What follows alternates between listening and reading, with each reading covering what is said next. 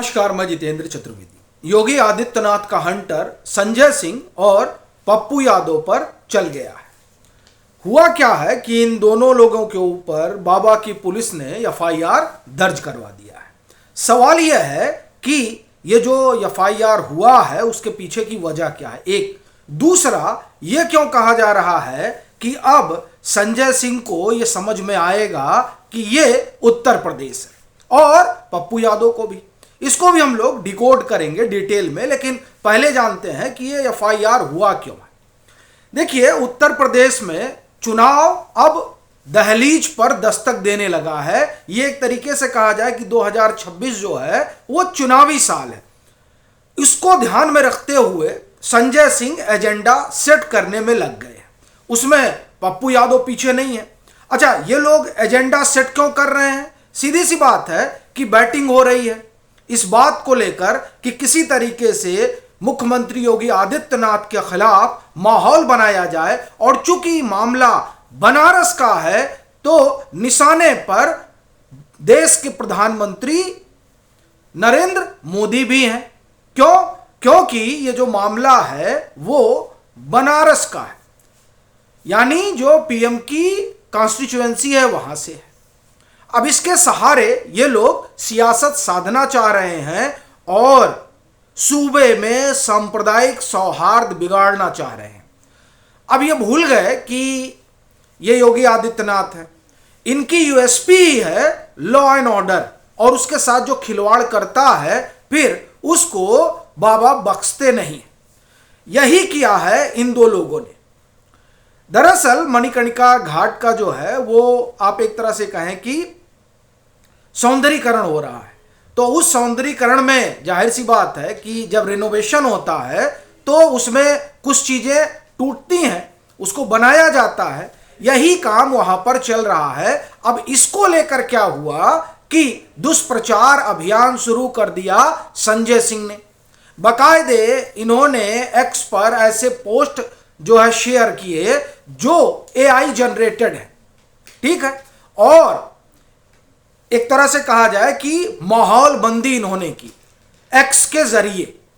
वैसे संजय सिंह का ये पुराना काम है। आपको 2-3 घटना याद दिलाता हूं, और ये तब की है जब उत्तर प्रदेश में चुनाव चल रहा था, विधानसभा वाला। पहला इनका जो अभियान रहा वो उस समय जल शक्ति मंत्री थे महेंद्र सिंह, उनके खिलाफ इन्होंने अभियान चलाया। बाद में जब उन्होंने डिफेमेशन का केस कर दिया संजय सिंह के ऊपर, तो संजय सिंह को लेने के देने पड़ गए।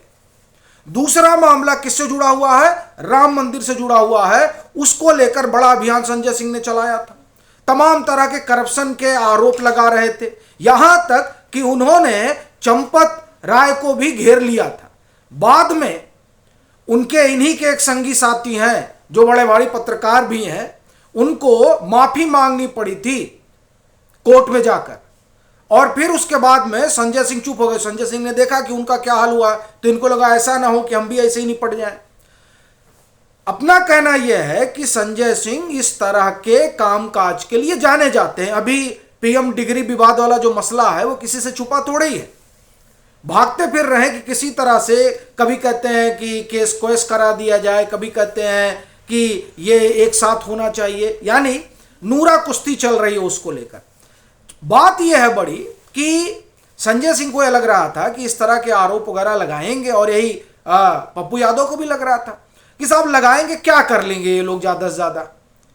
लेकिन ये भूल गए कि यहां जो है जब एफआईआर होता है तो मामला 8 से 10 महीने में निपटा दिया जाता है।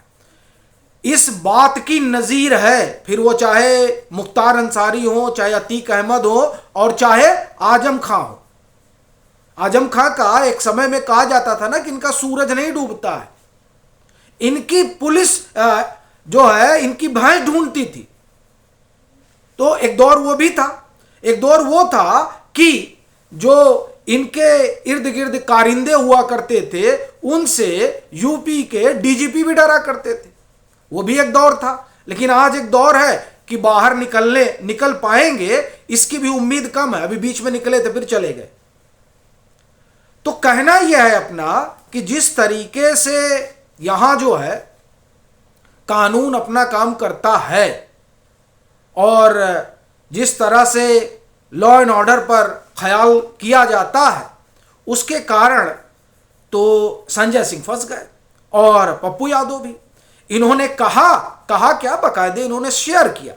और ये जो शेयर करना था, ये सीधी सी बात है कि जो भी आपको मिला मणिकर्णिका घाट का, आप सांसद हैं, कम से कम पता करते कि भाई ऐसी कोई बात है क्या, इस तरह का कोई मामला चल रहा है क्या, और अगर ऐसा कोई मामला चल रहा है, वहां तोड़फोड़ हो रही है, तो वो तोड़फोड़ वाकई में हो रही है या फिर कुछ वहां जो है वो रिनोवेशन वगैरह चल रहा है, सौंदर्यीकरण वगैरह चल रहा है, इस तरह की सूचना जुटानी चाहिए थी। सांसद, अच्छा पप्पू यादव तो थोड़ा दूर है, संजय सिंह तो पड़ोस के हैं सुल्तानपुर, अरे फोन फान कर लिए होते, किसी को पता कर लेते कि भाई क्या मामला है। लेकिन नहीं, मसला ये नहीं था कि इनको मामला पता करना था, मसला ये था कि कैसे घेरा जाए डबल इंजन की सरकार को, कैसे बनारस को लेकर माहौल बनाया जाए, सीधा ये था।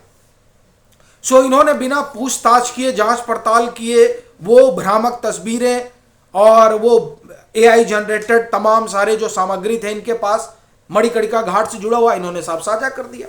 जब साझा कर दिया तो पुलिस ने एफआईआर ठोक दिया कि आप लोग जो है वो गड़बड़ी कर रहे हैं। अब ये लोग जो है एकदम एक तरह से कहें कि आग बबूला हो गए, लेकिन उससे कोई फर्क थोड़े पड़ने वाला है। यहां योगी आदित्यनाथ है।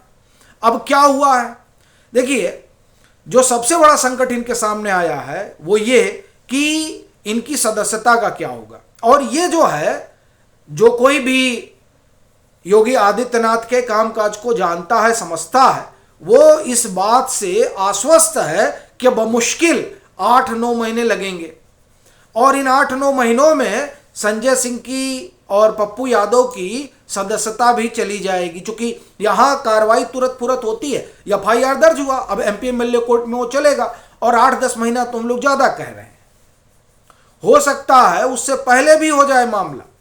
और ये देखिए, इस जो बात है, इसमें कोई सानी नहीं है योगी सरकार का।